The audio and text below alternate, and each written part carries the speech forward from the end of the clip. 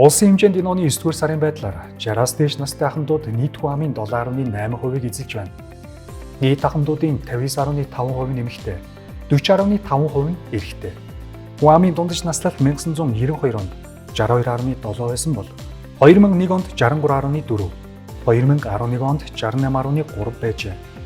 Харин 2021 оны байдлаар дундаж наслалт улсын хэмжээнд 71 байна.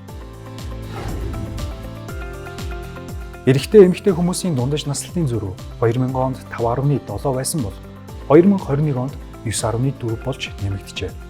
Дүүнчлэн тэтгэврийн насны хүн ам 2020 онд нийт хүн амын 9.8%-ийг эзэлж байсан бол 2021 онд 10.1%-ийг эзэлж байна. Харин хэдийн тооцоололоор 2050 онд нийт хүн амын 19%-ийг тэтгэврийн насны хүн ам эзлэх төлөвтэй байгаа юм. Улсын хэмжээнд 2021 оны эцэст 427,809 хүн өндөр насны тэтгэвэр тэтгэмж авч байна. Тодорхойлбол 83% нь нийгмийн даатгалын сангаас тэтгэвэр авч байгаа бол 17% нь нийгмийн халамжийн үйлчилгээнд хамрагдаж байгаа юм. Ахмадуудын хамгийн түгээмэл 5 нэрийг жагсаавал алтан цэцэг, оюун чимэг, наран цэцэг, цэцэг маа, оюун цэцэг нар байна.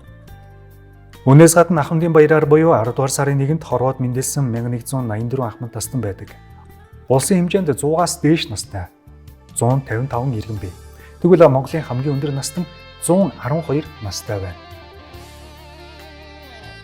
Дөрвөлсийнхаа түшиг төмөн залуусынхаа нүмер нөөлөг болсон Монголын нийт ахмадуудаа ахмадын баярын мэнд дэвшүүлээ.